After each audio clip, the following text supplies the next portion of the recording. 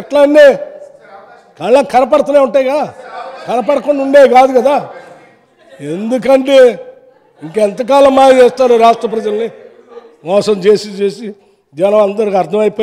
అర్థమైన తర్వాత కూడా ఇంకా సభలో వచ్చి అదే మాట్లాడుతుంటే ఎట్లా అధ్యక్ష మైక్ ఇస్తారు అధ్యక్ష ఇచ్చినప్పుడు ఇస్తారు మీకు కూడా ఇస్తారు తప్పనిసరిగా ఇస్తారు ఎందుకెవరో గౌరవ సభ్యులు మీకు కూడా ఇస్తారు మీరు చెప్పేటప్పుడు మీరు చెప్తున్నాను అధ్యక్ష ఇక విద్యుత్ రంగం మరి ఇక ఈయన చేసింది ఏమి ఈ పక్కన ఉన్నాయి అధ్యక్ష ఇక మీరు చేసిన నిర్వాహకం రాష్ట్రంలో విద్యుత్ శక్తికి సంబంధించినటువంటి అప్పులు సంబంధించి అయ్యా చెప్తున్నాను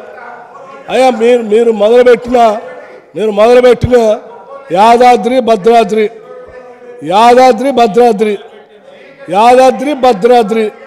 ఆ రెండింటితో ఛత్తీస్గఢ్ పవర్ అగ్రిమెంటు మొత్తం కలిపి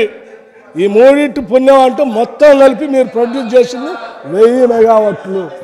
మొత్తం కలిపితే 1000 మెగావాట్లు దానికి ఈ రాష్ట్రంలో 10 ఏళ్ళుగా మీరు చేసిన అప్పులు కూడా చెప్తా ఉన్నాను అయ్యా ఒకసారి ఆలోచించండి ఏమండి మీ చర్యల వల్ల ఈరోజు విద్యుత్ రంగంలో ఉన్నటువంటి సంస్థలన్నీ 81,560 కోట్ల అప్పులు పాలైపోయినాయి అధ్యక్ష ఏమంటే పట్టుమని ప్రాజెక్ట్ కట్టరైతే అప్పులు చూస్తే మాత్రం ఇంత పెద్ద ఎత్తున చేస్తుంది అధ్యక్ష ఇది ఎక్కడ అన్యాము ఎవడైనా ప్రాజెక్టులు కట్టి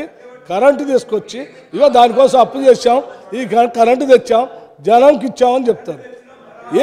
ఏం ఉండవు అధ్యక్ష కానీ అప్పులు మాత్రం అయిపోతాయి 86,560 కోట్లు పోనీ ఇదేనా పోనీ ఇంతటితోనైనా గుండె బయలుపోతుంది అధ్యక్ష ఈ అప్పులు చూస్తూ ఉంటే నేను ఒక మంత్రి గారు మాట్లాడుతూ ఎవరికి లేవు అధ్యక్ష అప్పులు సభలో ఉన్న వాళ్ళు అందరికీ ఉన్నాయని చెప్పిండు సార్ మీ ద్వారా వారికి చెప్తా ఉన్నాను నాకు ఎక్కడ అప్పులు లేదు సార్ నేను అప్పులు అంటేనే భయం నాకు అటువంటిది రాకరాకి ఈ శాఖ వచ్చింది ఆ శాఖ ఈ 2 శాఖలు చూస్తూ ఉంటే లక్షల కోట్ల అప్పు అధ్యక్ష రూపాయి 2 కాదు ఇది లక్షల కోట్ల అప్పు ఇది ఎక్కడ అన్యాయం అధ్యక్ష మీ చర్యల వల్ల 81,560 కోట్లు అది ఇవి కాకుండా పోనీ ఏమన్నా మీరు ప్రభుత్వం ద్వారా కరెంట్కి ఇచ్చి డిస్కౌంట్ బాగు చేశారా అంటే వాళ్ళకి మీరు చెల్లించాల్సిన బకాయిలు 32,497 కోట్లు మొత్తం కలిపితే అధ్యక్ష 1,14,057 కోట్లు భారం ఈరోజు